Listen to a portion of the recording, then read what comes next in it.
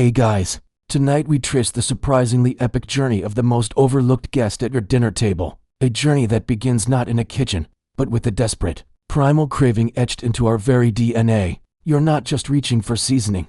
You're enacting a ritual millions of years in the making. Your fingers brushing against a need so fundamental that empires would rise and fall for its pale, crystalline promise. So, before you get comfortable, take a moment to like the video and subscribe, but only if you genuinely enjoy what I do here. And hey, drop a comment below. Let me know where you're listening from and what the local time is there. It's always cool to picture everyone winding down together, a scattered, sleepy community across the globe. Now, dim the lights, maybe turn on a fan for that soft background hum, and let's ease into tonight's journey together. Close your eyes and travel back, not centuries, but millennia, before cities, before writing, before the wheel. You are a human in a vast, unforgiving landscape. The air is cold and bites at your lungs. You've spent the day running, hunting, hauling, your muscles screaming, your nerves firing, your brain working overtime to keep you alive.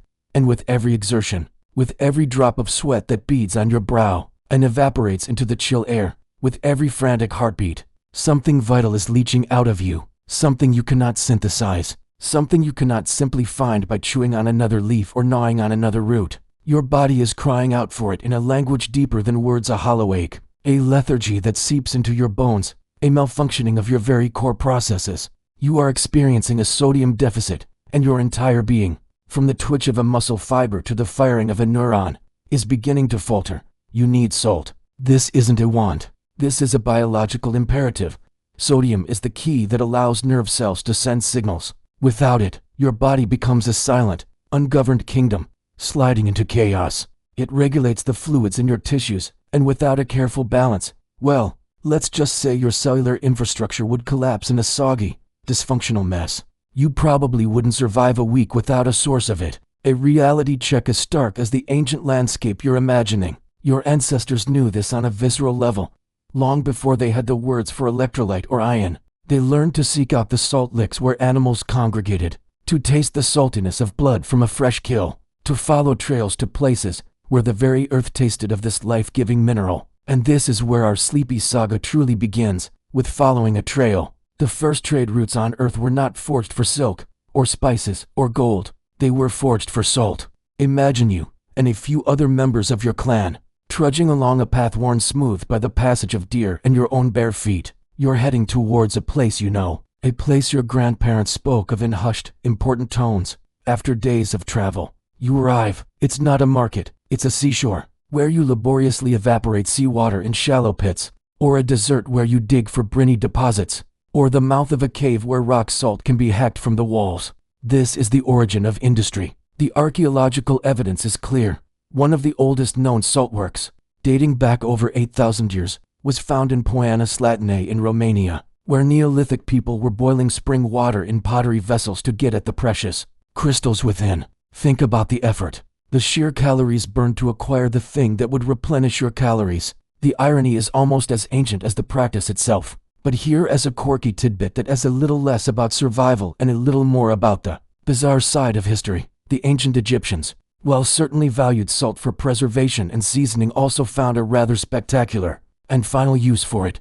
They were masters of mummification, and salt, specifically natron, a naturally occurring mix of sodium compounds harvested from dry lake beds, was the ultimate desiccant. So after the priests had removed the internal organs, the brain rather unceremoniously pulled out through the nose with a hook, the body was packed in this salt for 40 days to dry out completely. All the fluids leached away, leaving behind a preserved shell ready for wrapping.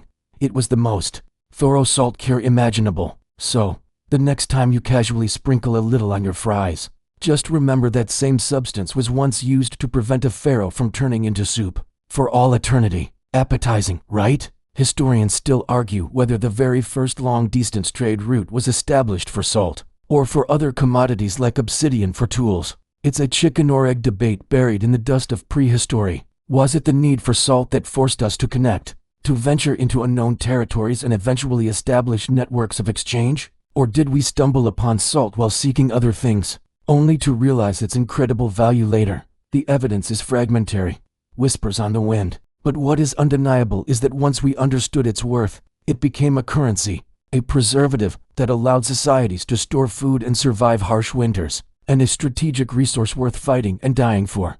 This humble mineral built the foundations, upon which everything else, culture, commerce, civilization itself, would eventually be built. And it all started with that deep, gut-level hunger, a craving that would, thousands of years later, lead to a small glass jar full of holes sitting next to your pepper mill. Your breathing is already getting slower, deeper. The fan hums its steady, low note. The journey has just begun, and we're following that first dusty trail out into the wider world. Your feet are no longer on a dusty, prehistoric trail. The ground beneath you is hard, expertly laid stone, and the sound you hear isn't the whisper of wind through grasslands, but the rhythmic, thunderous tread of nailed sandals on cobbles. You are marching. The weight of a pack, a shield, and a short gladius rests heavily on your frame. But you are well fed, strong, and, most importantly, paid, because you are a soldier of the Roman Empire, and your pay isn't just in coins. It's in the very substance that makes this vast, interconnected world possible. You are paid in salt.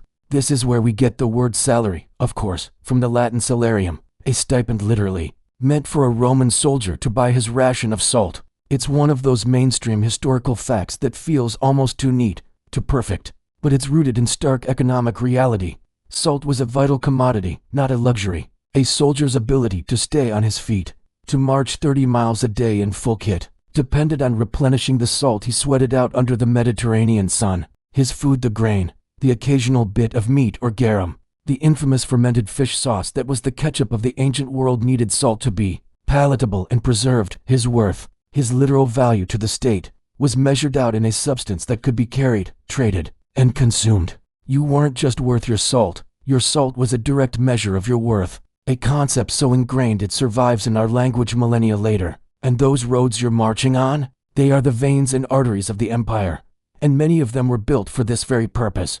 The most famous is the Via Salaria, the Salt Road, which ran from the city of Rome to the Adriatic Sea. Its entire existence was dedicated to moving salt from the coastal salt pans at Ostia into the heart of the growing republic, and later, the empire. Think of the legions not just as conquering forces, but as the world's most disciplined logistics company. They didn't just build roads to conquer new lands, they built roads to secure supply lines, to bring the essentials, grain, wine, iron, and salt back to the capital. The empire literally ran on salted roads. Every time your foot falls on this ancient pavement, you are walking on infrastructure paid for by the value of the crystals you now casually shake onto your popcorn. The scale of it is almost incomprehensible. A network of commerce and control that stretched from the foggy borders of Scotland to the deserts of Egypt, all held together by, among other things, the demand for sodium chloride. Now, for a quirky tidbit that the Roman tour guides probably left out, while the legions were busy building aqueducts and roads,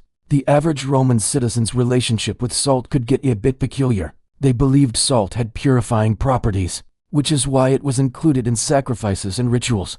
But they also had a taste for a condiment called garum, and its production was an olfactory nightmare of epic proportions. Imagine, if you will, walking past the garum factories on the outskirts of a Roman city. The smell would have been a physical presence, a wall of putridity that could knock a vulture off its feet. They made it by layering small fish and fish guts in massive vats with huge amounts of salt, then leaving the whole disgusting mixture to ferment in the sun for months. The resulting liquid was drained off and bottled. It was umami incarnate, the ultimate flavor enhancer, and they put it on everything. The equivalent today would be if we made a popular sauce by leaving salted roadkill in a kiddie pool in the Arizona sun for a summer, and then bottoming the juice that seeped out. Historians still argue whether the widespread use of garum was a culinary masterpiece or a mass delusion born of necessity. Either way, it was a testament to salt's power to transform the utterly revolting into a coveted and valuable commodity. But the Roman influence on our Sleepy Saga goes even deeper. They were the ones who really perfected the art of salt production on an industrial scale. They didn't just harvest from the sea, they engineered it. They created complex systems of evaporation ponds, controlling the flow of seawater through a series of gates to maximize crystal formation. This wasn't haphazard collection. This was chemical engineering on a grand scale. The salt they produced was a key export, a tool of economic policy, and a strategic military resource. Controlling a saltworks was as important as controlling a silver mine. It funded wars, fed cities, and preserved the food that allowed the city of Rome to swell to a population of over 1 million people of feet that would not be matched again in Europe for over 1,000 years. So as you lie there, drifting off, picture that legionary, tired but paid, his salarium ensuring his loyalty and his strength. Picture the merchant on the Via Salaria, his cart laden with coarse, gray blocks of salt, heading for the markets of Rome. Picture the garum maker, holding his nose against his own product, and the engineer, designing sluice gates for his salt pans. All of them are part of a vast, intricate system, a web of dependency on this simple compound. The collapse of Rome would shatter this system into 1,000 pieces, plunging Europe into a period where salt would become both scarcer and more mysterious. The Dark Ages were coming, and with them, a much more interesting approach to getting salt onto the dinner table. But that's a story for the next stretch of our journey. For now, just listen to the rhythm of those sandals on the stone,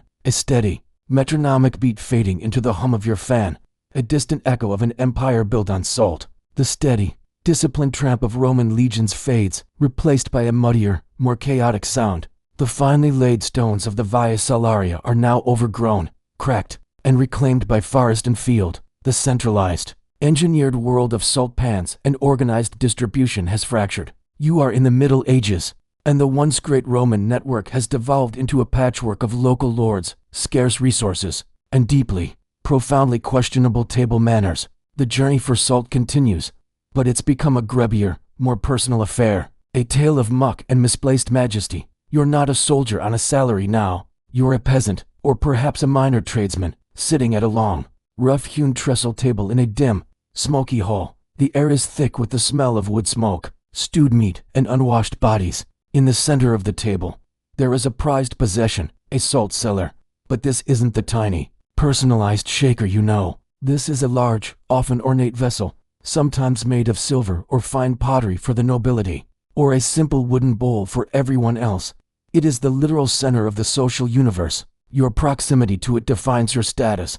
The lord and his family sit above the salt, closer to the prized seasoning and the better cuts of meat. You're probably below the salt, farther down the table, where the food is plainer and your access to this essential mineral is granted by the generosity, or neglect, of your host. Getting the salt from that central cellar to your trench or stale, hollowed-out loaf of bread that serves as your plate is where things get, well, unhygienic. There are no little spoons. There are no delicate servers. You use your knife. You reach across the table, plunge your personal eating dagger which you also use to cut your meat, fix a loose strap on your boot, and God knows what else into the communal salt cellar, scoop up a mound, and dump it onto your bread plate. Now, consider that everyone else is doing the same. The merchant who just came from the stables, the farmer with dirt under his nails, the traveler who hasn't seen a bath in months.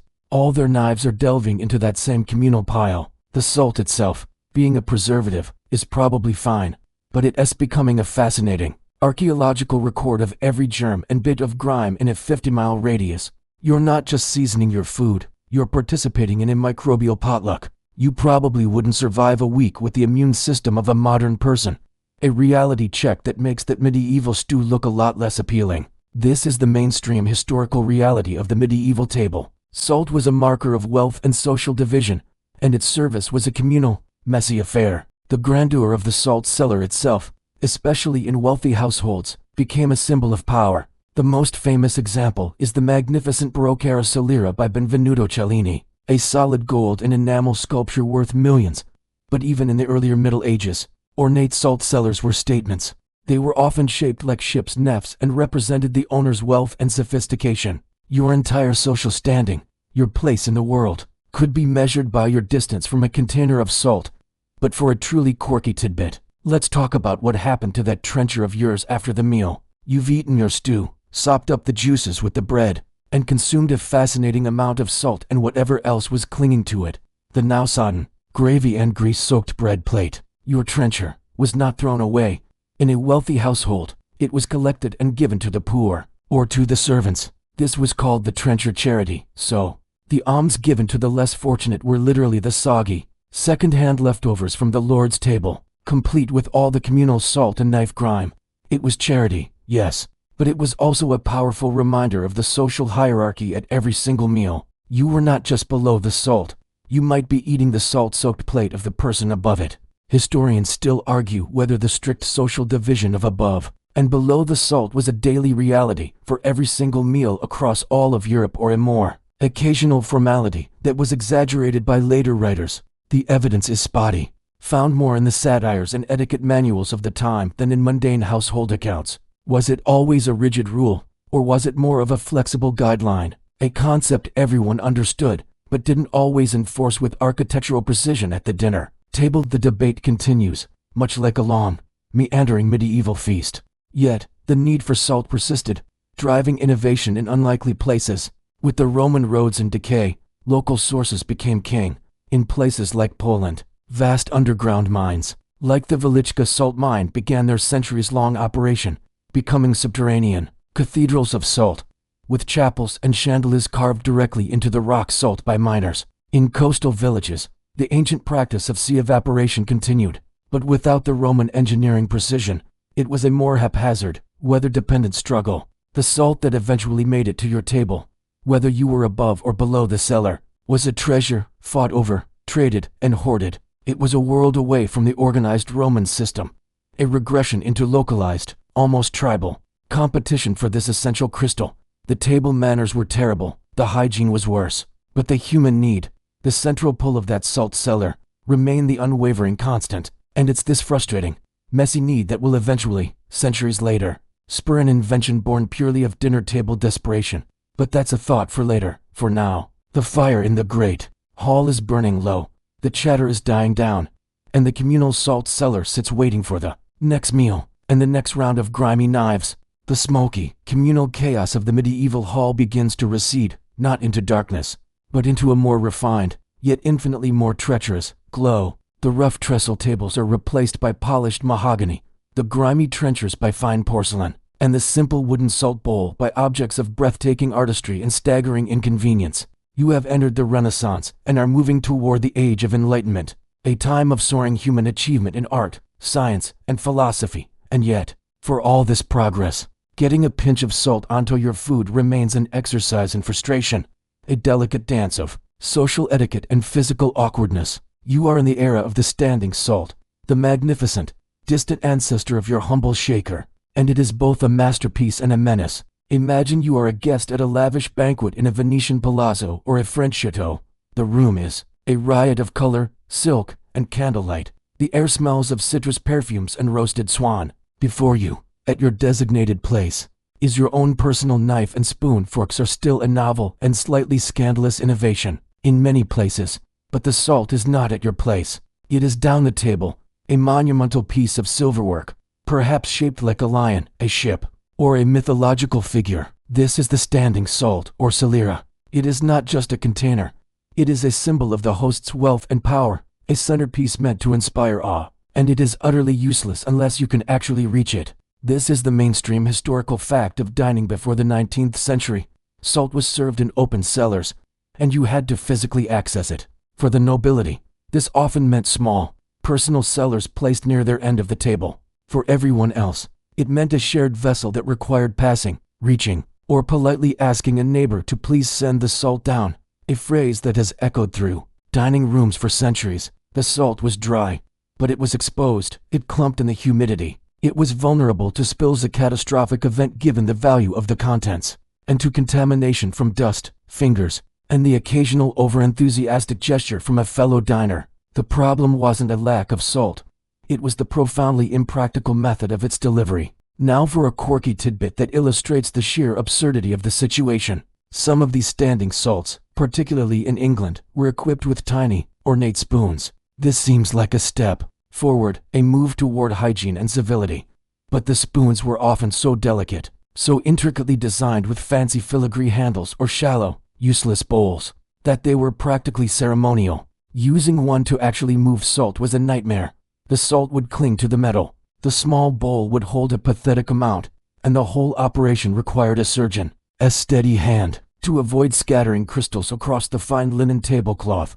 It was like trying to dig a foundation with a teaspoon made of lace. Furthermore, these spoons had a habit of disappearing. A guest, dazzled by the opulence, might simply pocket the tiny silver utensil as a souvenir. So, Many wealthy households began chaining the salt spoon directly to the cellar itself. Picture it, a magnificent solid silver sculpture, a testament to human artistry, with a tiny, useless spoon chained to it like a bicycle in a bad neighborhood. It was a solution that perfectly encapsulated the era, brilliant in its extravagance, but utterly missing the point of practicality. Historians still argue whether the most famous salt cellar in the world, Benvenuto Cellini's Celera, was ever actually used to hold salt. This solid gold masterpiece, crafted for King Francis I of France, depicts the figures of sea a man with a ship and earth a woman intertwining, their legs suggestively mingling. It is a complex allegory, a breathtaking piece of Mannerist sculpture worth tens of millions of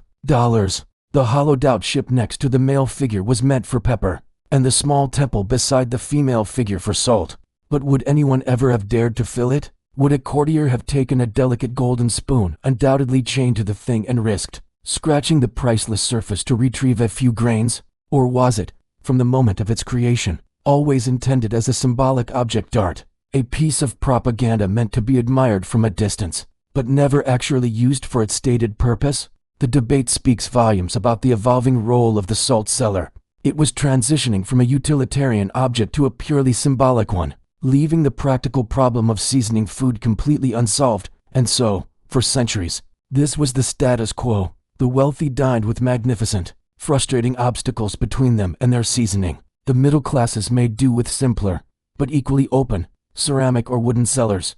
The poor might still have a shared bowl, much like their medieval ancestors. The Industrial Revolution was churning in the background, promising solutions to 1,000 problems, but it hadn't yet turned its attention to the dinner table. The problem of salt was a quiet, daily aggravation, a small but persistent grain of irritation in the shoe of human progress. Everyone simply accepted that using salt was a slightly messy, somewhat awkward affair. It would take a particular blend of American frustration, entrepreneurial spirit, and a deep, personal hatred of damp salt to finally trigger a revolution that would begin not in a European court, but in a country obsessed with convenience, efficiency, and dry dinners. The stage is set, the characters are moving into place. The solution, when it finally comes, will be born from a simple, universal gripe: this salt is always getting wet. The opulent, candlelit dining rooms of Europe fade, their gilded frustrations giving way to a brighter, more pragmatic light. The air no longer smells of citrus perfume and roasted swan, but of wood smoke, hard work, and the distinct, damp humidity of a 19th century American summer. You are no longer a guest at an aristocratic banquet. You are a settler, a farmer, a shopkeeper, sitting down to a well-earned meal after a long day, and on your table sits a small, constant, daily annoyance, a humble, open salt cellar. Its contents, once pristine and granular, have now succumbed to the oppressive moisture in the air, transforming into a single, solid, rock-hard lump. You poke at it with your knife and nothing. You tap it. It thuds dully. This isn't seasoning. It's a geological feature on your dinner table, and you have had enough. This is the birthplace of our modern shaker, not in a royal court, but in the realm of everyday American irritation. The problem was simple, universal, and maddening. Salt, being hygroscopic, absorbs moisture from the air. In the dry climates of the Mediterranean or a climate-controlled European castle, this was less of an issue, but in the humid summers of the American Midwest and East Coast, it was a dinner-table disaster. Your salt turned into a useless, unsprinkleable brick. You'd have to chip away at it with a knife, resulting in uneven, rock salt-sized chunks that would violently over-season one bite of your stew and leave the next completely bland. The elegant solution of the standing salt was utterly useless here. This was a problem that demanded a practical, democratic solution, not an ornate one. The mainstream historical fact that sets the stage for our revolution is the invention of the mason jar in 1858 by a man named John Landis Mason. His patented design involved a threaded lip and a metal lid that created an airtight seal. This was a monumental leap forward in food preservation, but its principles would soon be applied to a far smaller, yet equally nagging, problem. The concept of an airtight seal was now out there, circulating in the zeitgeist of American invention.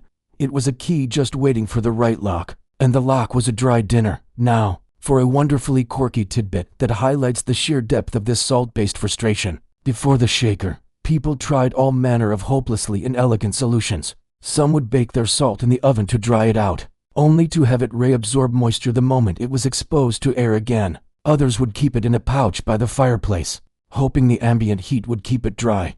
Some even resorted to adding grains of rice to their salt cellars. The rice, less hygroscopic than salt, would theoretically absorb the ambient moisture first, acting as a tiny, edible sacrifice to keep the salt flowing. You'd be scooping salt onto your potatoes, and occasionally get a surprise bite of bloated, salty rice. It was a desperate, patchwork solution that barely worked and was, frankly, a little weird. The fact that someone looked at their clumped salt, then at a bag of rice, and thought you are the answer, tells you everything you need to know about the level of desperation on the pre-shaker dinner table. Historians still argue whether the initial push for a sealed salt container was primarily about keeping the salt dry or about the growing Victorian obsession with cleanliness and separating food from the grimy, open air. Was it the practical Yankee desire for functional efficiency, or was it the new social more of germ theory and a fear of contamination? The evidence points to a perfect storm of both. The humid American climate made the problem unavoidable,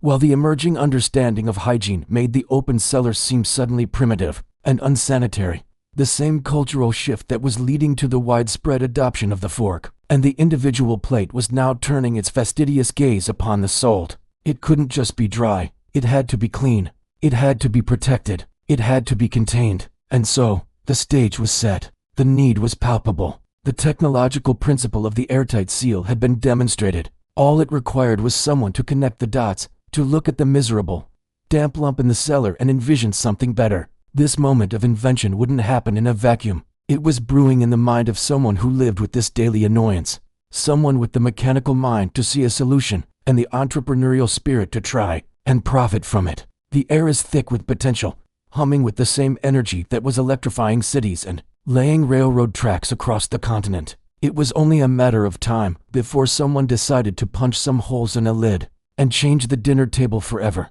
The first patent is coming. The first design is about to be sketched. But as with all good inventions, the story is about to get messy, contentious, and full of arguing men who all claimed they had the idea first. The dry dinner was within reach, but a different kind of storm was about to break. The courtroom squabbles and patent wars begin to fade, their echoes drowned out by a new, far more powerful sound, the relentless, rhythmic chug of steam engines and the constant, high-pitched whine of industrial machinery. The battle over the idea is over. The war of production has begun. You are in the heart of the Industrial Revolution's second wave, and the salt shaker is no longer a patented novelty. It is a product, it is a commodity, and it is about to be reproduced on a scale that would have been unimaginable just decades before, flooding into homes not as a luxury, but as a commonplace necessity, thanks to two humble materials, ceramics and glass. The problem with those early metal-topped glass shakers, for all their practicality, was one of perception and fragility. Glass could be elegant, but it could also break, and for many households, a simple, functional jar didn't feel special enough for the dining table, which was becoming a more formal, decorated center of domestic life. The solution came from the world of ceramics. Potteries, particularly in England and later in Ohio and Pennsylvania, saw an opportunity. They could mass-produce salt shakers or salts, as they were often called in molded earthenware and porcelain. This was the mainstream historical shift, the industrialization of ceramics. Using plaster molds and assembly line techniques, they could churn out thousands of identical shakers, each one painted or glazed by hand in a fraction of the time it would take a traditional potter. Suddenly, your salt shaker could be a miniature work of art. It could be a cute cottage, a plump tomato, a sleeping dog, or a perfect, glossy apple. The shaker wasn't just a tool anymore. It was a decoration, a statement of taste, a tiny, affordable piece of whimsy on the family table. But if ceramics gave the shaker personality, glass gave it ubiquity, and the key innovation was pressed glass. Before the mid-19th century, glass objects were either blown by hand, expensive and time-consuming, or cut by artisans, even more expensive. Then came the pressed glass machine. Imagine a worker gathering a molten gob of glass on the end of a rod, then plunging it into a heavy, detailed iron mold. A lever is pulled, applying immense pressure, forcing the glowing, viscous glass to take the shape of the mold's interior in a matter of seconds. Out comes a perfectly formed, detailed glass shaker. Its patterns hob stars, diamonds, sunbursts crisp and clear. It was fast, it was cheap, and it was revolutionary. Companies like the Boston and Sandwich Glass Company in Massachusetts became powerhouses, producing millions of pieces of pressed glass tableware. For the first time in history, a working-class family could own a matching set of glass salt and pepper shakers that looked refined and felt substantial, all for a few pennies. The shaker had democratized dining elegance. Now, for a wonderfully quirky tidbit from this era of mass production, with all this new manufacturing capacity, companies needed to sell their wares. They sold them in department stores, through mail-order catalogs like Sears, Roebuck & Co., and as premiums. And one of the most bizarre and brilliant marketing schemes involved oatmeal. In the 1880s and 1890s, the American Cereal Company, which made Quaker Oats, needed a way to stand out in a crowded market. So, they packaged their boxes of oatmeal with a free gift inside, a small, colorful, glass salt shaker. It was a stroke of genius. Housewives would buy the oatmeal not for the oatmeal, but to complete a set of these collectible shakers. Children would beg for the cereal to get the toy. Your breakfast was now a gateway drug to tableware acquisition. These premium shakers are now highly sought after by collectors, a testament to a time when your morning porridge could also net you a small, cobalt blue glass shaker. It was marketing madness, and it worked perfectly. Historians still argue whether the standardization imposed by industrial production killed off vibrant regional styles or simply created a new, national aesthetic that was more accessible to everyone. Before pressed glass and molded ceramics, a salt shaker made in Massachusetts might look very different from one made in Tennessee. Was the homogenization of design the fact that a family in Oregon and a family in Florida could have the exact same apple-patterned shaker from the Sears catalog, a loss of local craftsmanship, or a gain in shared national culture? The debate is a microcosm of the Industrial Revolution itself, a trade-off between unique artistry and widespread availability. The result of all this churning, pressing, and molding was a sheer, overwhelming wave of shakers. They were no longer a single item, they were a category. They came in pairs for salt and pepper. They came in sets with mustard pots and crude sets for oil and vinegar. They were on every table, in every diner, in every farmhouse and city apartment. The struggle was over. The dry dinner was won. The salt shaker had arrived, utterly and completely. It had transcended its humble function to become a symbol of industrialized domesticity, a tiny, mass-produced monument to convenience. But this was just the beginning of its cultural life. The next chapter wouldn't be about utility or mass production. It would be about mania. The Great Depression was looming, and in its bleak economic shadow, people would find solace and obsession in the pursuit of the perfect, most beautiful, most collectible salt shaker. The factory whistles are blowing, but a different kind of fever is about to take hold. The relentless, confident hum of industry, the clatter of the pressed glass machines, the sheer momentum of progress, it all grinds to a sickening, shuddering halt. The year is 1929. The air is no longer filled with the smell of molten glass and ozone, but with something else: dust, despair, and the acrid scent of fear. The Great Depression has descended, a bleak, gray blanket smothering the nation. Factories sit silent, work is a ghost of memory, money is a mythical creature, and in the midst of this profound scarcity, in the quiet, anxious parlors of millions of homes, a strange and beautiful thing happens. The salt shaker, that humble symbol of mass-produced convenience, is reborn. It is no longer just a tool. It becomes a treasure. It becomes an escape. The mainstream historical reality is one of breathtaking economic collapse for the glass and ceramics industries. It was a death knell. Companies that had once employed thousands saw their orders evaporate overnight. They were left with massive inventories they couldn't sell and production lines they couldn't afford to run. Their response was one of sheer, desperate ingenuity. They needed to move product, but no one had any money. So, they did two things. They slashed prices to almost nothing, and they started producing items of breathtaking, frivolous beauty. They began to make what we now call depression glass, and they didn't sell it in stores. They gave it away. This is the quirky, counterintuitive heart of the story. In a time of unparalleled poverty, homes were flooded with beautiful, often brightly colored glassware. How? It was a premium. Gas stations would give you a piece of glassware with a fill-up. Movie theaters would hand out a saucer or a sherbet dish with a ticket.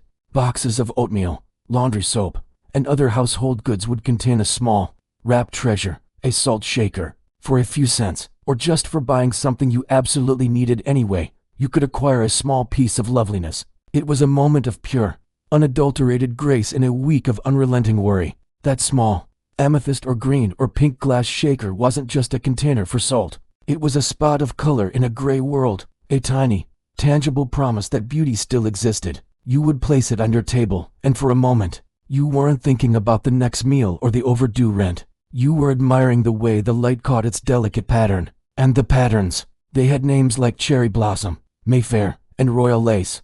Names that spoke of elegance and a world far removed from breadlines and dust bowls. The colors were vibrant, cobalt blue, sun yellow, iridescent pink. And here's a wonderfully quirky, almost surreal tidbit. Some of this glass, particularly a shade called Vaseline glass for its petroleum jelly hue, actually contained uranium oxide. That's right. In the midst of the Great Depression, families were putting uranium-tinged salt shakers on their dinner tables under a black light. They glow with an eerie, greenish-yellow light. It was completely harmless in such small quantities, but the idea is bizarrely poetic. In the darkest economic period in modern history, people were literally gathering around a faint, radioactive glow. Historians still argue whether this explosion of collectible glassware was a clever survival tactic by struggling industries or a genuine cultural phenomenon that gave people a sense of agency and control in a world that had spun completely out of their control. Was it a corporate scheme or a grassroots movement? The evidence suggests it was both. The companies certainly engineered the distribution, but the public's fervent desire to collect, to complete a set, to have something beautiful that cost them almost nothing, was a powerful, organic response. It was a hobby that required minimal investment but offered maximum psychological reward. Searching for that one missing shaker to complete your set of cameo pattern gave you a goal, a purpose, a tiny quest in a life that often felt purposeless. It was a distraction, a thing of beauty, and a small, defiant act of normalcy. So picture it. You are in a small, cramped apartment in 1935. The radio is playing, and the news is all bad. But on your kitchen table, next to a simple meal, is a pair of salt and pepper shakers in the Madrid pattern, a deep green with a starburst design. You got the salt shaker in a box of soap flakes last week. You found the pepper shaker at a rummage sale for a nickel. Together, they are a set. They are complete. They are a small, perfect victory. The act of shaking salt onto your food is no longer just about seasoning. It's a ritual that connects you to this small joy, to this tiny collection of beautiful things you have managed to assemble. Against all odds, the shaker has been transformed. It is now a vessel for hope, a touchstone of resilience. The factories may be quiet, but in the homes, a different kind of energy is buzzing, the quiet, determined energy of the collector. And this was an energy that would not fade with the return of prosperity. It would intensify, and soon, corporations would realize that they could use this tiny object not just to sell soap, but to sell something far more powerful, an idea. The gray pall of the depression begins to lift, not slowly, but with the violent, explosive energy of a world at war, and then, just as suddenly, at peace. The factory whistles scream back to life, but they are no longer producing trinkets for soap boxes. They are forging tanks, planes, and bullets. And when the war ends, those same factories, fueled by a triumphant, booming economy and a new wonder material called plastic, turn their attention back to the home. The salt shaker, once a vessel of hope during hard times, is about to be weaponized. It is no longer just a tool or a treasure. It is about to become a tiny, plastic billboard. Corporations have discovered that they can colonize your dinner table, and they are sending in their emissaries, cartoon characters, mascots, and logos, all perched cheerfully next to your mashed potatoes. The mainstream historical shift here is the dawn of the modern advertising age and the rise of character merchandising. The war had taught industries how to mass produce on an insane scale and had created a vast, hungry consumer market eager to spend. It also taught them the power of branding and psychological appeal. So, companies began to think, why just advertise on the radio or in magazines when you can place your product as mascot directly into the consumer's hand every single day? At the moment they are eating, the salt shaker was the perfect vehicle. It was small, cheap to produce in the new injection molding plants, and utterly ubiquitous. It was a three-dimensional, functional ad that lived rent-free in your kitchen.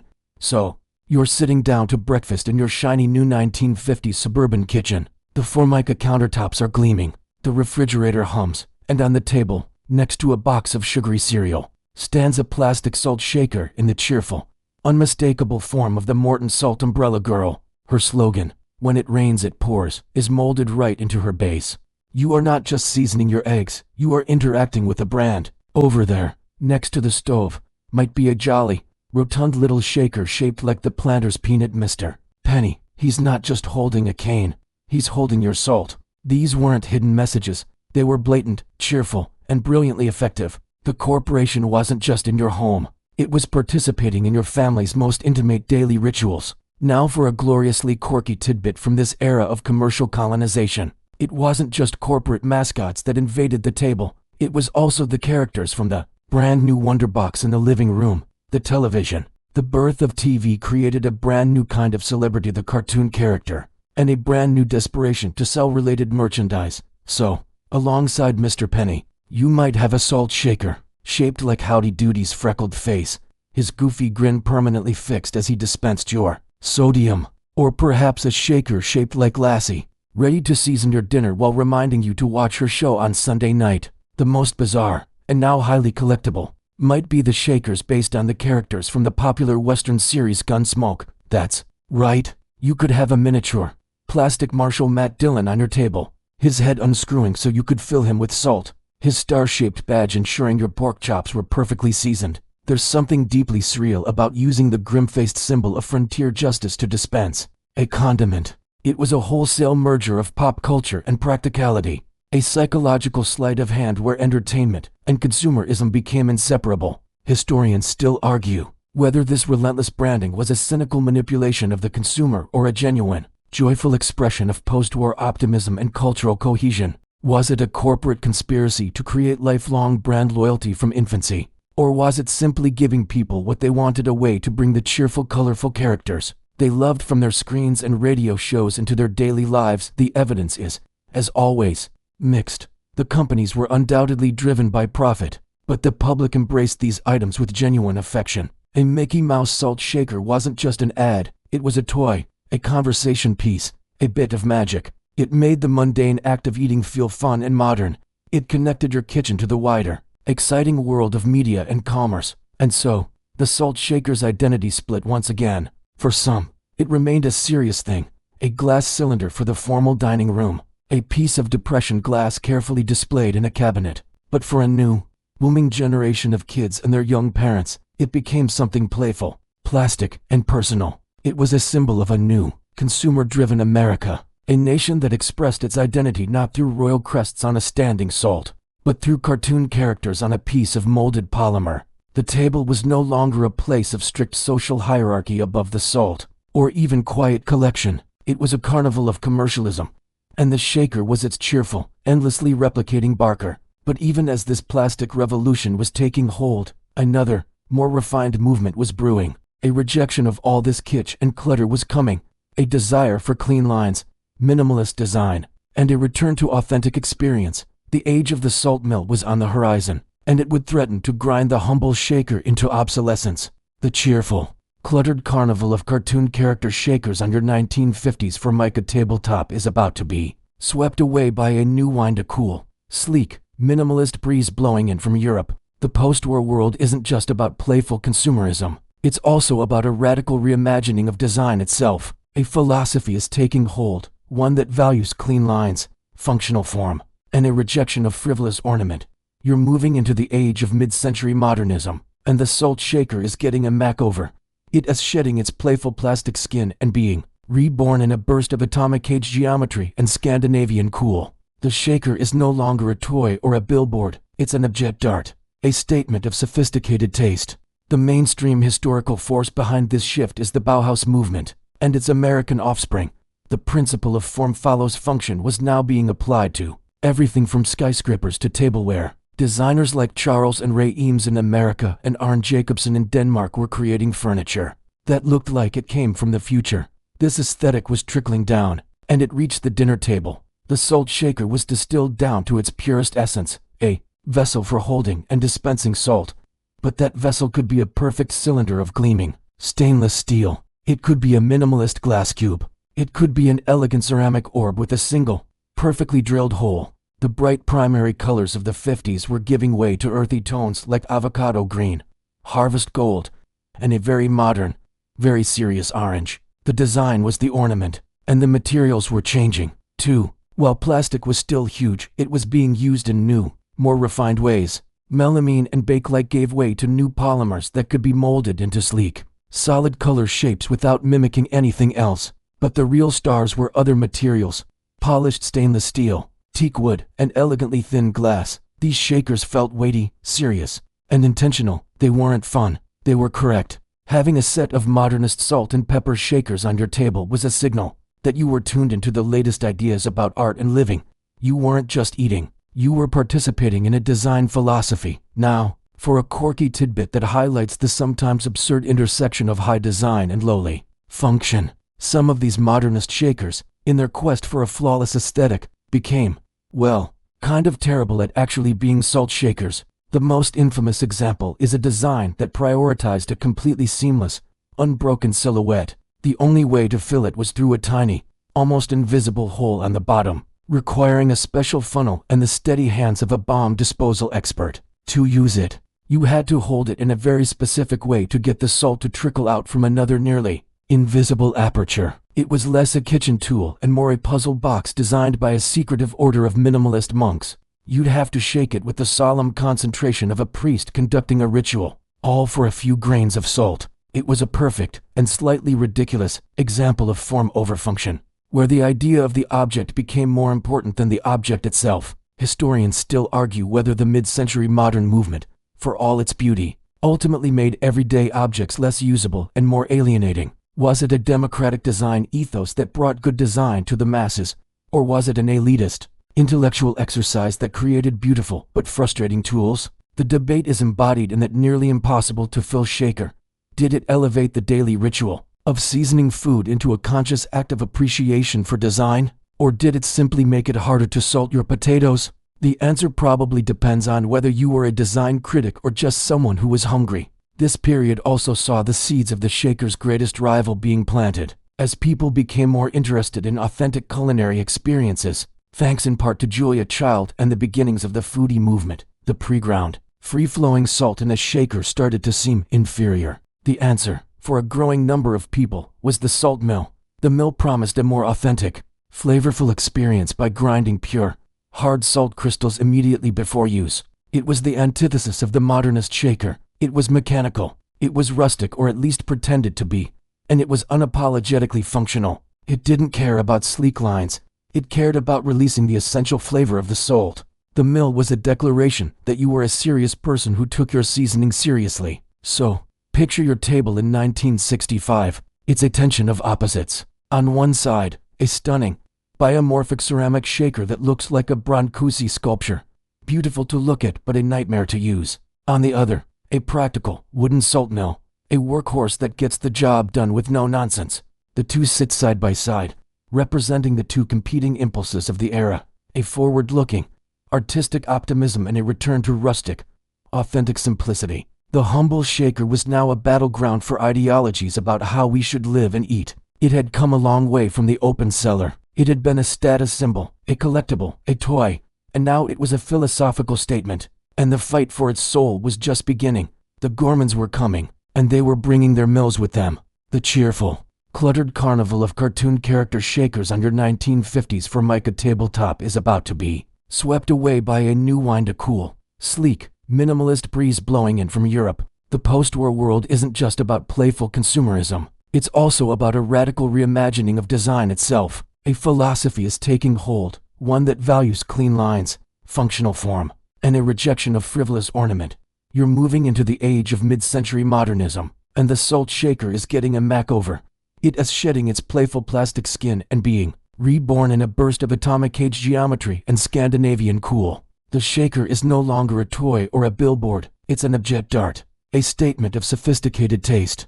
The mainstream historical force behind this shift is the Bauhaus movement, and its American offspring. The principle of form follows function was now being applied to everything from skyscrapers to tableware. Designers like Charles and Ray Eames in America and Arne Jacobsen in Denmark were creating furniture that looked like it came from the future. This aesthetic was trickling down, and it reached the dinner table. The salt shaker was distilled down to its purest essence, a vessel for holding and dispensing salt. But that vessel could be a perfect cylinder of gleaming stainless steel. It could be a minimalist glass cube. It could be an elegant ceramic orb with a single, perfectly drilled hole. The bright primary colors of the 50s were giving way to earthy tones like avocado green, harvest gold, and a very modern, very serious orange. The design was the ornament, and the materials were changing, too. While plastic was still huge, it was being used in new, more refined ways. Melamine and bakelite gave way to new polymers that could be molded into sleek, solid color shapes without mimicking anything else. But the real stars were other materials: polished stainless steel, teak wood, and elegantly thin glass. These shakers felt weighty, serious, and intentional. They weren't fun. They were correct. Having a set of modernist salt and pepper shakers on your table was a signal that you were tuned into the latest ideas about art and living.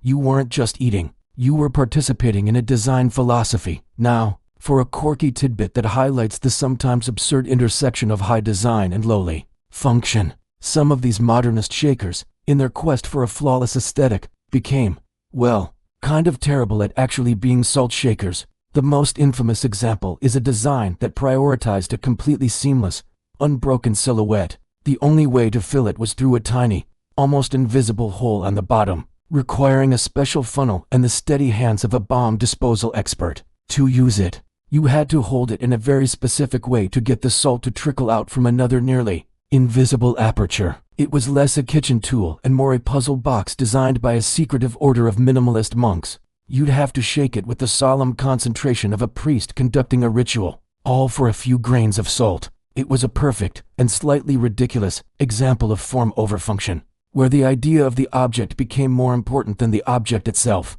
Historians still argue whether the mid-century modern movement, for all its beauty, ultimately made everyday objects less usable and more alienating. Was it a democratic design ethos that brought good design to the masses, or was it an elitist, intellectual exercise that created beautiful but frustrating tools? The debate is embodied in that nearly impossible to fill shaker.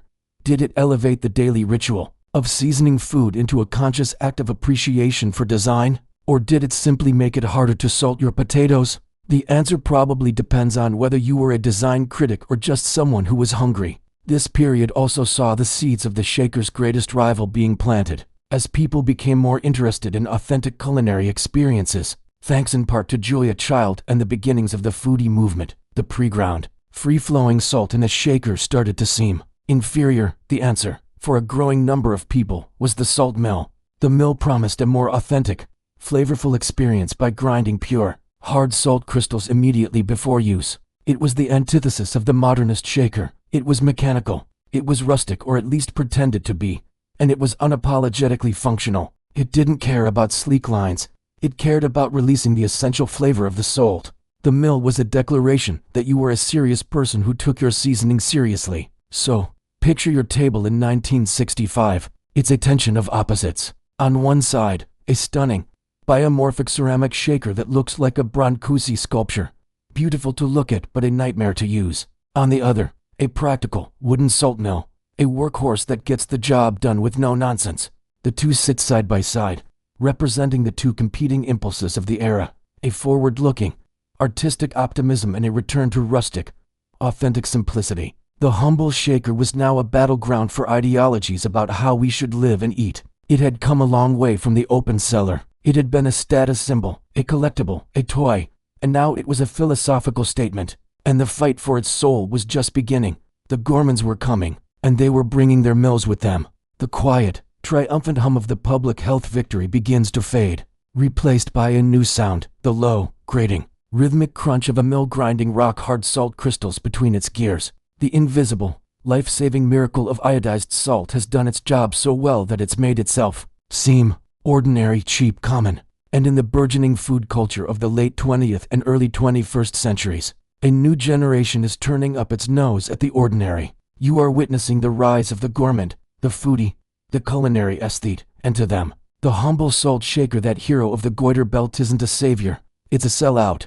It's the symbol of everything bland, processed, and artificial in the modern diet. The backlash has arrived, and it's holding a salt mill. The mainstream historical fact here is the explosion of the artisanal food movement.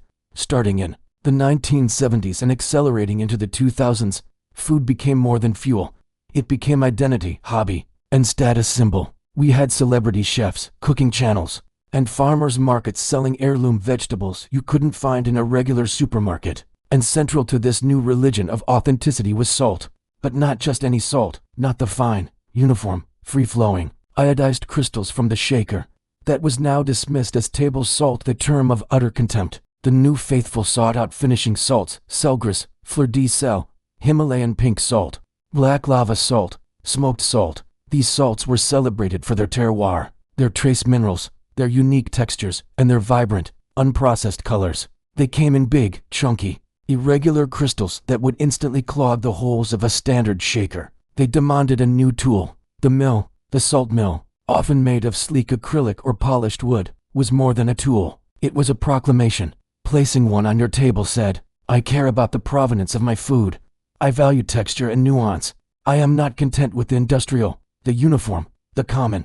The act of grinding your own salt became a ritual of discernment. That satisfying crank crunch was the sound of culinary sophistication. It was the antithesis of the silent, effortless shake. It required effort, intention, and knowledge. You were participating in the seasoning of your food, not just passively applying it. Now, for a quirky tidbit that perfectly captures the sometimes absurd heights of this gourmet salt revel. Yushin, the rise of the salt sommelier. Yes, that is a real job. High-end restaurants began employing experts whose sole purpose was to curate a selection of artisanal salts and advise diners on which specific salt from which specific region of the world would best complement their heirloom tomato or grass-fed steak. Picture it, a man in a crisp apron, approaching your table with a wooden tray holding a dozen small bowls of differently colored crystals, like a jeweler presenting gems. He might describe a Hawaiian black salt as having earthy, volcanic notes with a hint of activated charcoal, or a Persian blue salt as offering a subtle violet aroma that will elevate the natural sweetness of your scallops. It was the ultimate rejection of the one-salt-fits-all philosophy of the iodized shaker. It was, also, depending on your perspective, the peak of culinary refinement or the absolute pinnacle of foodie pretension. Historians still argue whether this shift from shaker to mill represents a genuine democratization of gourmet taste or merely the creation of a new, more subtle form of culinary classism. Was it a positive move towards appreciating the complexity of our food, or was it just another way for the affluent to signal their sophistication and draw a line between themselves and the masses who still used the common shaker? The evidence cuts both ways. On one hand, it encouraged people to think more critically about what they eat. On the other, it turned a universal condiment into a status symbol, creating a world where the salt you used could be a marker of your wealth and cultural capital. The shaker was democratic. The mill, often a high-end kitchen store purchase, was often elitist. This backlash left the classic salt shaker in a weird place. It was still everywhere in every diner, fast food joint, and family kitchen, but it had lost its luster. It was now associated with the past, with processed food, with a lack of imagination. To the serious foodie, it was an object of pity, if not outright scorn. The shaker, which had been a symbol of modern convenience, then a life-saving public health tool, was now uncool. It was the dad jeans of the tableware world, practical, reliable, but utterly devoid of style in the eyes of the new arbiters of taste. So your table in the year 2000 is a landscape of contradiction. In the middle, perhaps, sits the old reliable glass shaker with the metal top, filled with iodized salt, a silent testament to a conquered public health crisis. Next to it, standing proudly like a challenger, is a polished wood and stainless steel salt mill, filled with jagged pink crystals from a mine in Pakistan. They represent two completely different worlds, one of collective health and convenience, the other of individual taste and artisanal obsession. The shaker isn't gone, but it's been put on the defensive. It's no longer the future, it's the past. But as we'll see, the past has a funny way of circling back, not as necessity, but as nostalgia. And for the salt shaker, nostalgia would soon take the form of a passionate, and sometimes bizarre, collector's mania. The soft, satisfying crunch of the artisanal salt mill fades into the background, not forgotten, but joined by a new, more frantic sound, the rustle of tissue paper, the hushed, reverent tones of an auctioneer, the frantic clicking of an online bid. The gourmets may have turned their backs on the humble shaker, but in their shadow, a different, far more passionate tribe has emerged. They don't care about the salt inside, they care about the vessel itself. They are the collectors, and for them, the salt shaker is not a tool, a symbol, or a sellout. It is a relic, a treasure, a tiny window into history, art, and pure, unadulterated whimsy. You are about to step into the world of salt and pepper shaker collectors, a subculture of maniacal passion, fierce completism, and surprisingly high stakes. The mainstream historical fact that enabled this collecting mania is the same one that filled post-Depression homes with glassware, mass production. The sheer volume and variety of shakers produced from the 1880s onward created a vast, deep ocean of potential collectibles. But the true catalyst was the rise of the antique and collectibles market. In the late 20th century, as the shaker passed from everyday object to obsolete curiosity, it gained a new kind of value, nostalgia. People began to rummage through attics and flea markets, finding the cartoon character shakers of their childhood, or the elegant Depression glass sets of their grandmothers. What started as a casual hobby for some exploded into a full-blown obsession for others. You're not a foodie now, you're a collector at a specialized convention, a vast hall buzzing with a very specific energy. The air smells of old paper and faintly of glass polish. Instead of the aromas of gourmet food, your senses are assaulted by the visual cacophony of thousands of pairs of shakers, displayed on felt-covered tables as far as the eye can see. Here, the value isn't in the seasoning but in the story. A complete, mint-condition set of 1950s Disney character shakers might be worth hundreds of dollars. A rare, early painted pottery shaker from a defunct Ohio pottery could command thousands. The hunt is for the rare, the pristine, and the utterly bizarre. Conversations are a rapid-fire exchange of esoteric knowledge. I've got a black Americana mammy shaker, but I'm missing her pepper partner. Or this whole corn pattern is common, but have you ever seen one with the original foil label? Now, for a gloriously quirky tidbit that defines this world, the concept of the shaker bride. In the collecting community, a divorced pair is a tragedy, a salt shaker forever separated from its matching pepper partner.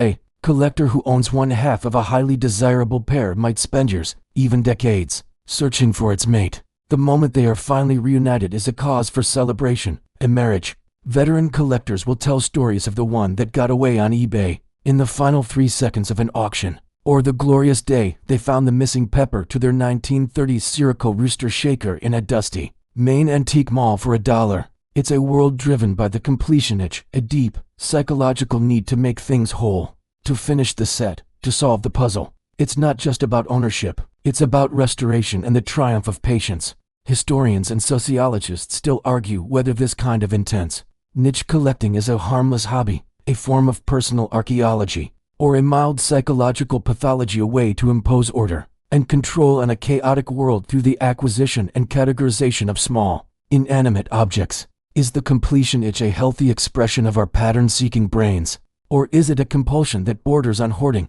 just with better organizational skills? The debate is ongoing, but walking through the convention hall, you see less pathology and more passion. You see people connecting over shared interests, preserving pieces of design and social history that would otherwise be lost to landfill, and building communities around the most unlikely of objects. The range of themes is breathtaking, a mirror reflecting the strangeness of the 20th century itself. There are shakers shaped like vegetables, animals, people, often in racially offensive caricatures, now collected as documentary pieces of a shameful past, buildings, cars, and space rockets.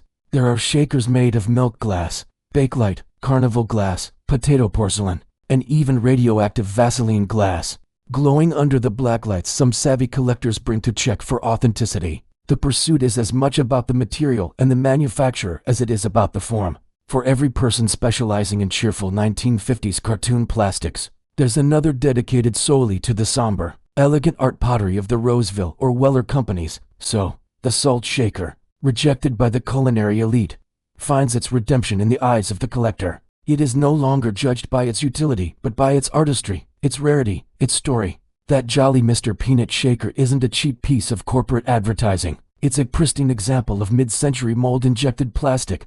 That glowing uranium glass shaker isn't a curious relic, it's a coveted piece of history. The shaker has been musealized, lifted from the mundane realm of the dinner table and placed on a pedestal, or a well-lit glass shelf to be admired. Its value is no longer in its function but in its form and its past. It has completed a journey, from vital necessity to mass-produced convenience to nostalgic art object. And as we'll see, this status as an icon of pop culture wouldn't be confined to collectors' cabinets. It was about to be immortalized by the greatest myth-making machine of the modern age. The hushed, obsessive energy of the collector's convention hall begins to dissolve, its thousands of glass and ceramic treasures seeming to shimmer and then fade, not into darkness, but into the flickering, electric glow of a screen. The Salt Shaker's journey isn't confined to attics, tables, and display cases anymore. It has escaped into the ether of popular culture, becoming more than an object. It's now an idea, a symbol, a familiar visual shorthand used by the world's greatest storytellers and image makers. You are about to see the Salt Shaker not as it is, but as it is reflected in the funhouse mirror of art, film, and animation. It has become a cultural touchstone, a bit player on the world stage. The mainstream historical entry point for this is, without a doubt, the king of pop art himself, Andy Warhol. In the 1960s, Warhol took the mundane, mass-produced objects of American consumer life, Campbell's soup cans, Brillo pad boxes, Coca-Cola bottles, and elevated them to the status of high art, and among his vast, coolly observed catalog of everyday icons was the humble Salt Shaker. It appeared in his drawings and prints, often grouped with other condiments like the ketchup bottle and the mustard pod. In Warhol's hands, the shaker was stripped of its function. It wasn't for seasoning, it was a shape, a logo, a symbol of the uniform, replicated, and consumable nature of modern life. He didn't paint a specific, unique shaker. He painted the idea of a shaker, the generic, glass and metal version found in every diner in America. He recognized its power as a universal signifier, a tiny monument to the ordinary. He took what was common and made it iconic, and from the world of high art, the shaker tumbled into the world of animation, where it found its most literal and beloved embodiment. This is our quirky tidbit, a delightful piece of cinematic history, the iconic Luxo Jr. lamp from Pixar. While not a Salt Shaker itself, the design of the beloved animated lamp is famously credited to John Lasseter, and the Pixar team being inspired by a Luxo brand architect's lamp that was sitting on a desk next to a Salt Shaker. The lamp's base, with its sturdy, weighted, rounded form, and the arm, with its adjustable neck, allegedly drew visual cues from the simple, functional design of a mid-century glass Salt Shaker. Think about that, the mascot for one of the most innovative storytelling companies in history, the first CGI character to ever convey emotion and personality, may have gotten its visual DNA partly from a condiment dispenser. It's a wonderfully absurd and fitting tribute. The shaker, an object of pure function, helping to give birth to an object of pure emotion and magic. The shaker's role in film and television is often as a prop master's best friend, a quick and effortless way to establish a setting. A pair of retro cat-shaped shakers on a Formica table instantly tells you, in a 1950s kitchen. A sleek, stainless steel minimalist shaker sets a scene in a chic, modern apartment. A sticky, plastic diner shaker with a clogged hole tells you everything you need to know about a roadside greasy spoon and the world weariness of the detective drinking coffee there. It's a silent character, a world-building tool used with such frequency that you probably never even notice it. But it's there, constantly reinforcing the reality of the scene. It is the ultimate background artist. Its very unnoticeability proof of its perfect authenticity. Historians and critics of art and film still argue whether the pop art movement's appropriation of objects like the Salt Shaker truly elevated them, or simply cynically replicated the emptiness of consumer culture. Was Warhol a genius for revealing the artistic potential in the everyday, or was he just holding a mirror to a vapid society and calling it art? Does putting a Brillo box or a Salt Shaker on a gallery wall make us see the profound in the profane? Or does it just mean we're willing to pay a lot of money for a joke we're not in on? The debate is a permanent fixture in art history seminars. There is no definitive answer, which is perhaps the point. The shaker, in this context, becomes a Rorschach test. What you see in it, banality, beauty, clever commentary, or a con, says more about you than it does about the object itself.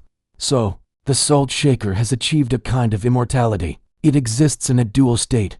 It is still a physical object on your table, perhaps taken for granted, but it is also an image, a symbol, a piece of visual language. It can represent nostalgic Americana in one context, sterile modernity in another, and even, in its own small way, the spark of animated genius. It has been immortalized by a great artist and inadvertently helped inspire a revolution in storytelling. Its journey from the ancient, life-sustaining trade routes to the digital realms of Pixar is one of the most unlikely and charming sagas of any everyday object. It has permeated our culture so completely that we no longer even see it. We simply accept its presence, both in our homes and in our shared imagination. It is both real and representation, a tool and a trope.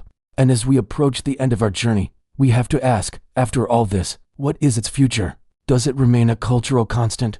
Or does it finally fade away, a relic of a saltier, less health-conscious past? The final chapter of its story is still being written, not by historians or artists, but by you, every time you reach for it, or choose not to. The flickering images from the movie screen dim, the art gallery lights fade, and the excited chatter of the collector's convention hall falls silent. We've followed the salt shaker, from ancient trade routes to modernist tables, from life-saving public health campaigns to the silver screen. Its saga spans millennia, yet it all leads back to this moment right here, right now. In the quiet of your room, the journey through history is over, and we're left with the object itself, sitting in its eternal present tense on tables around the world.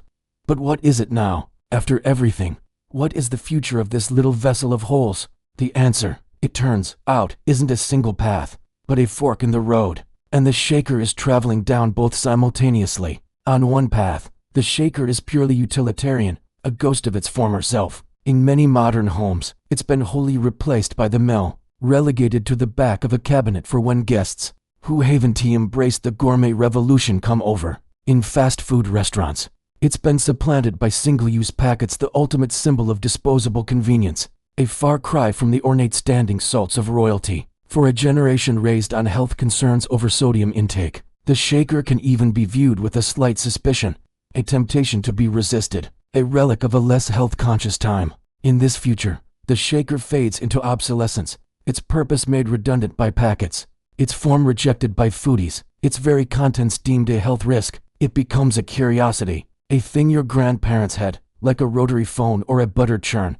But walk down the other path, and you find the opposite is true. The shaker is not dying, it's being reincarnated. The same artisanal movement that championed the mill has now come full circle. Small batch ceramicists and glassblowers are creating stunning, handcrafted salt shakers as objects of art. These aren't the mass-produced shakers of the past. They are unique, beautiful, and exquisitely made for the modern aesthete. Using a beautifully crafted shaker filled with a special, flaky maldon sea salt is the ultimate expression of taste. It's a rejection of the mechanical grind of the mill in favor of the gentle, controlled shake from a hand-thrown vessel. It's a return to ceremony. In this future, the shaker is resurrected as a luxury item, a symbol of considered, artisanal living. And then there's the collector's market, which is stronger than ever.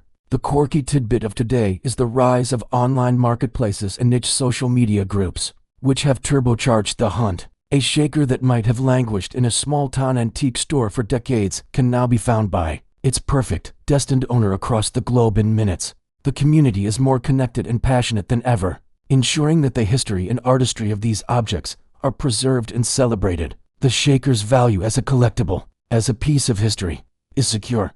Historians still argue about the most profound impact of the salt shaker. Was it its role in the iodization crusade, which saved countless millions from cognitive impairment? Was it its function as a social signifier, from the medieval above and below the salt to the modern artisanal table? Or was it its quiet, ubiquitous presence as a facilitator of human connection, a constant companion over meals where conversations, arguments, and love were shared? The debate is unanswerable because its impact is woven into too many facets of the human story. It is all of these things. So, the future of the salt shaker is a matter of perspective. It is both obsolete and more relevant than ever. It is both a disposable convenience and a cherished heirloom. It is a reminder that even the most ordinary objects are never just ordinary. They are containers. They hold salt, yes, but they also hold history, art, science, memory, and meaning. They are silent witnesses to our ever-changing lives. The saga doesn't end. It just continues on, one shake at a time, in your hands and in the hands of everyone who comes after.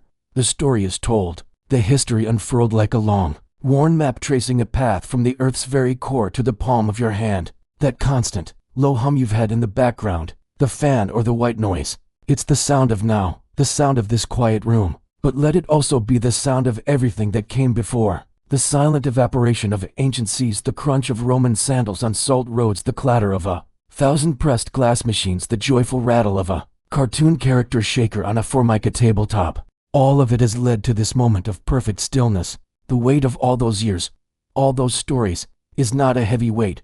It's a soft blanket, a knowing that you are connected to a chain of human need and ingenuity that is both endless and comforting. The salt shaker on your table is a tiny anchor in the vast ocean of time, a simple, sure thing in a complicated world. Any worries about tomorrow, any thoughts about the past, just let them settle, like the finest crystals settling in the bottom of the jar. There is nothing you need to do now, nothing you need to solve. The world outside is quiet, and your own world is becoming soft at the edges, blurry and gentle. Your breathing is slow, your body is heavy and relaxed, supported completely. The story is over, but the peace it brings is just beginning to wash over you, wave after gentle wave, carrying you deeper and deeper into a state of perfect, tranquil rest. Every muscle, every thought, is unwinding, letting go, embraced by the profound quiet of history spent in sleep. That is finally, warmly, here.